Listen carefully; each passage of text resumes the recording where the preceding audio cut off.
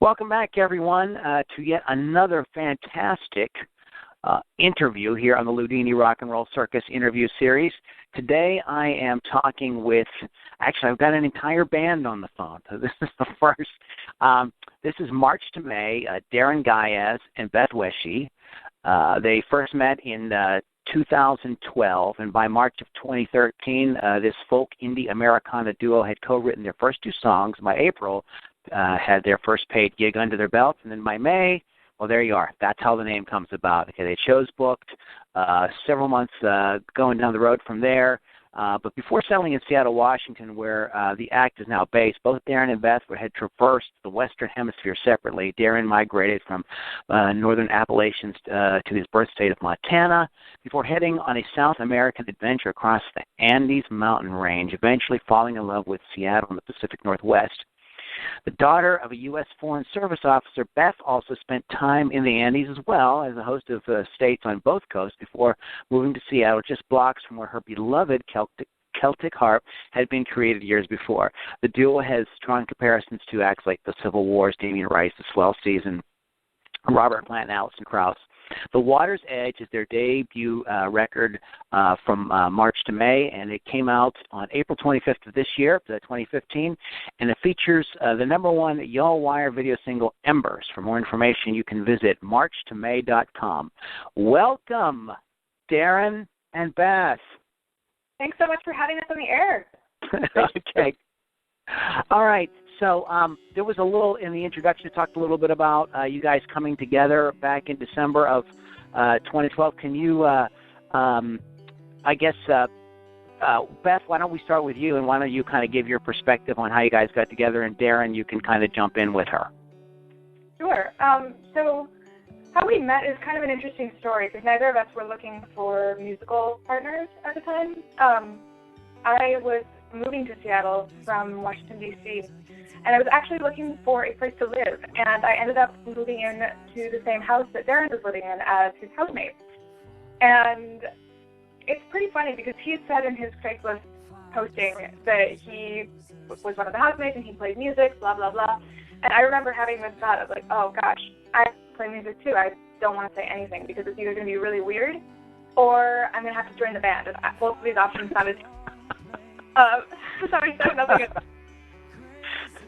It wasn't until a couple of weeks later that we ended up playing some music together, and it actually worked really, really well and was really inspiring. So it helped me change my mind. Cool. So you started working together after you were living together, and then it just sort of flowed from there. So what is your take on it, Darren? How did Beth seem when you first met her? Well, she definitely seemed like a very kind and wonderful person, and it was definitely the right choice, to have her move into the house. It was, unanimous by the three of us, and so we had her come in. And then a few weeks later, we all went out to the Washington coast with some other friends, and we're having a bonfire on the beach out there. This was like late December, and I was just playing my guitar, singing some songs, and she started harmonizing on one of my songs, and that was like the first little spark that there was something really pretty amazing there. You guys have worked with other musicians, obviously, throughout your years. The sort of thing that kind of drew you guys together, was it more like the friendship and camaraderie? Did it like you guys kind of hitting it off as people first, or was it? Do you think it was primarily just the music just kind of came out of us, and that's what drew you guys together? Either one of you, jump in. Honestly, I think it was a combination of both. We definitely had a very strong friendship from the get-go, and I think something that's really struck both of us as odd is that neither of us have ever worked so well with anybody else musically. Okay. Together feels seamless, and it just feels like we have a really, really strong partnership on that front as well, which is really a blessing to work with somebody so well and also really enjoy spending time with them. Well, yeah, because you're working long hours together, and of course, if you have, good friendship, definitely makes it a lot easier for sure.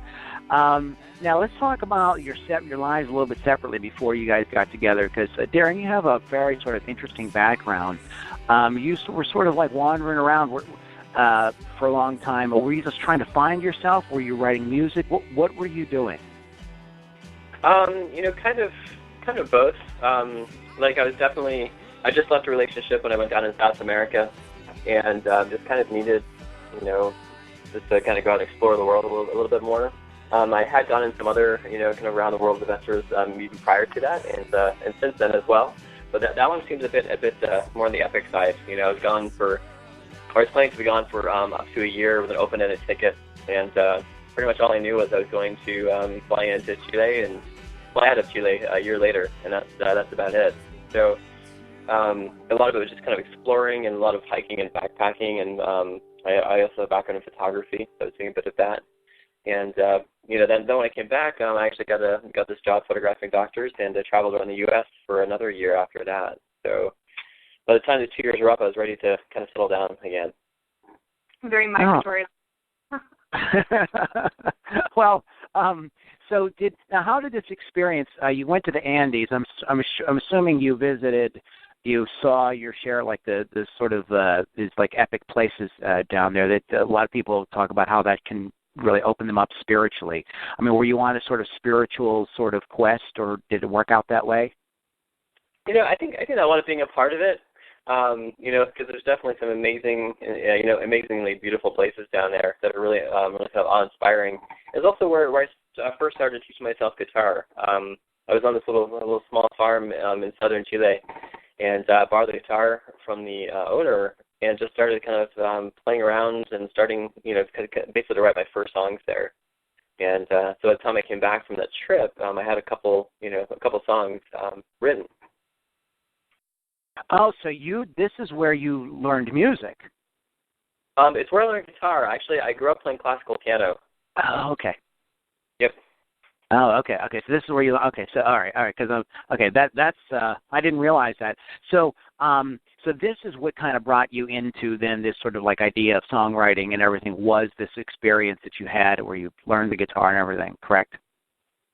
Yeah, it took it to the whole next level. Actually, I played in a band a while ago when I was playing piano, and it just didn't work, and I stopped playing piano altogether and stopped music for a couple of years until this trip, and then I started really moving forward with learning guitar, which inspired a whole different type of songwriting, which I much prefer.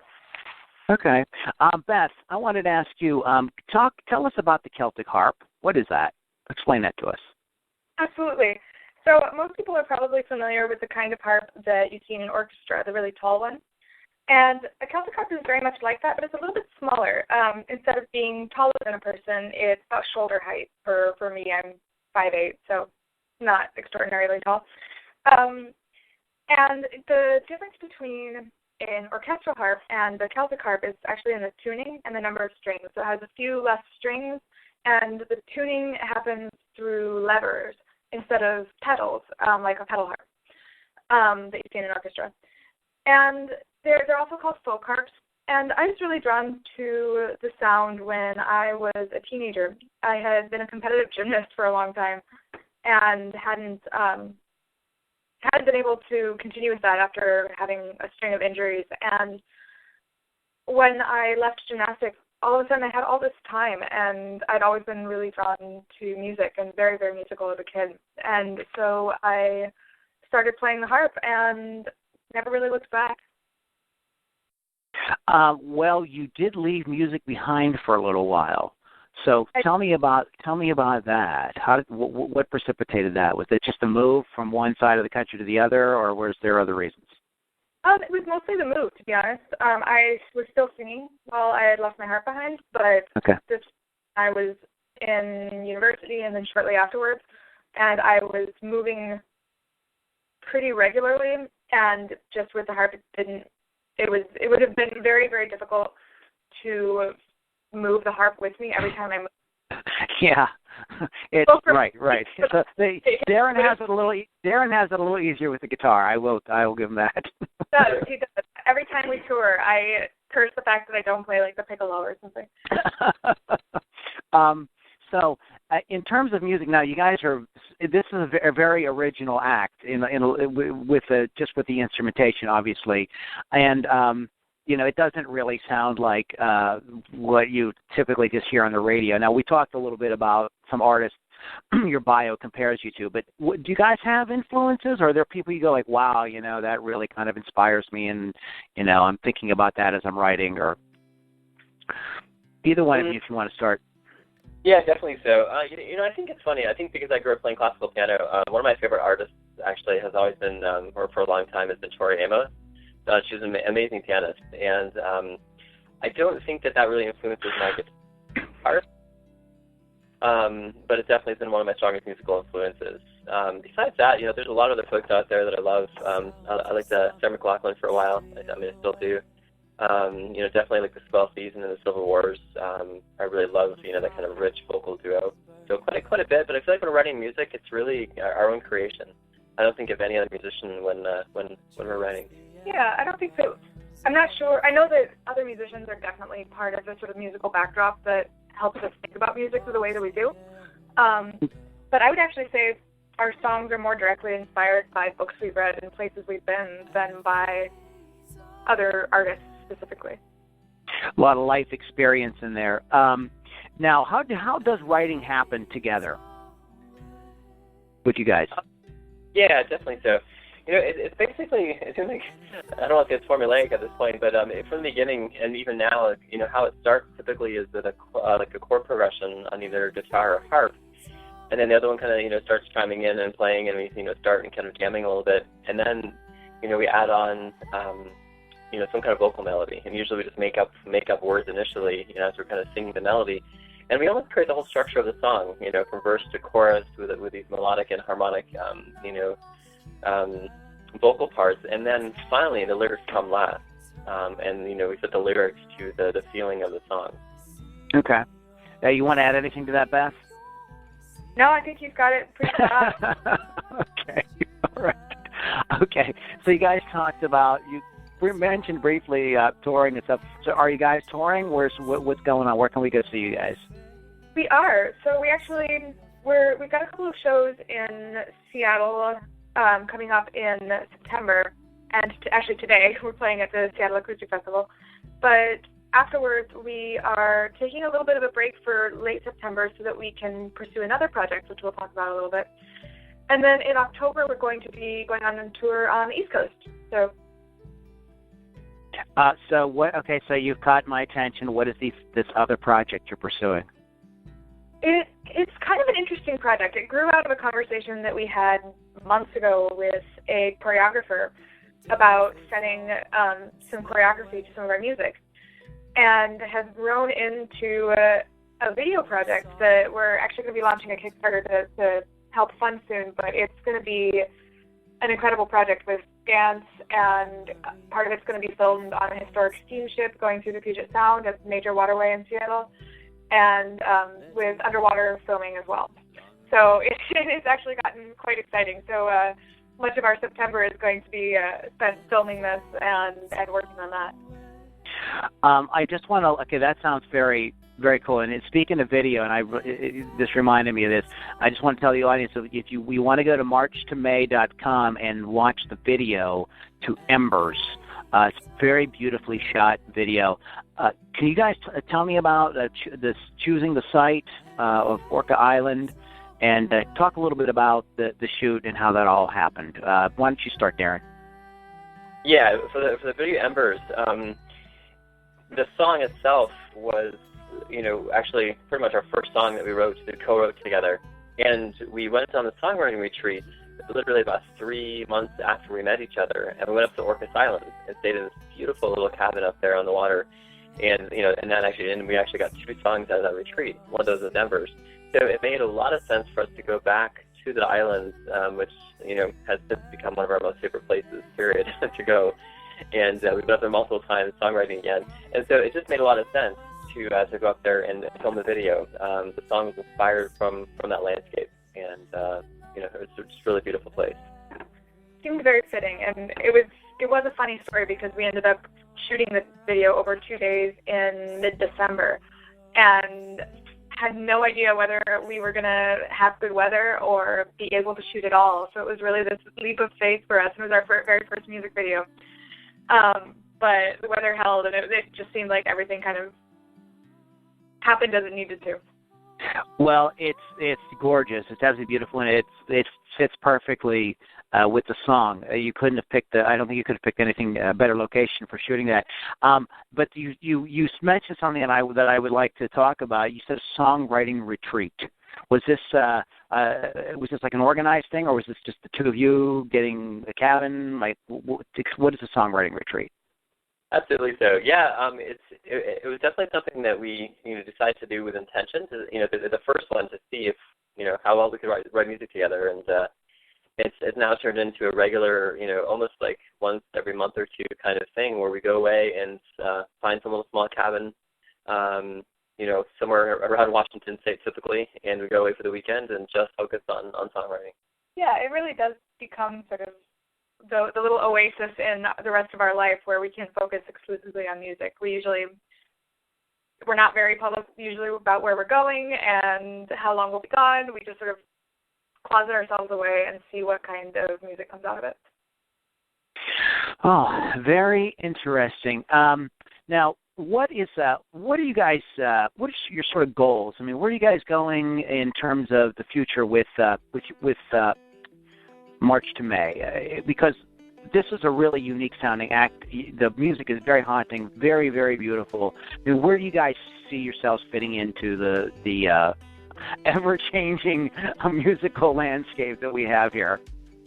I'm very generally, I think we definitely see ourselves continuing to grow our music and continuing to tour and build our audience in that way. But I think beyond that, we have an active interest in working with other collaborators, both across dance and film, and really seeing what interesting ways of sort of showcasing the music and partnering with other people can emerge. I think film is definitely a avenue that we'd like to pursue. We're in the midst of pursuing some pretty interesting collaborations with dancers and choreography, which is incredibly exciting. I had no idea how exciting it was going to be. So moving in those directions as well. Do you want to add anything to that, Darren? No, I think that's really it. I mean, our eventual goal is like world domination. We want to be the baddest band in the world. All right, cool. Is there before we wrap up, is there anything you guys want to add? Anything you want to plug? Anything you want to talk about before we roll out of here? I would say one thing, is that we always encourage folks to follow us on social media. Facebook and Instagram are our two most active accounts that we're using. It's just @MarchToMay for Instagram, and Facebook is facebook.com/MarchToMayBand. And we love corresponding with folks and kind of hearing from people, and feedback we get from people, whether it's online or at a live show, is always really inspiring to us. Yeah, there's also a lot of nature photography on that Instagram account. If you're a fan of the Pacific Northwest, you will like it. Well, okay, that sounds fantastic. And I was just going to say, I probably think that your Instagram account would be really amazing with the photography and everything that you guys are already doing. So definitely check that out, guys. All right, thanks, Beth and Darren, so much for taking some time out of your day. You guys are playing a show today? We are. Okay, well, good luck at your show. Rock hard. Thank you. Good luck. All right, you guys have a great day. Go ahead. Go ahead. Thank you. All right. You guys have a great day. Thanks so much. March to May, and we will talk to you guys soon. Thanks, Lou. Sure.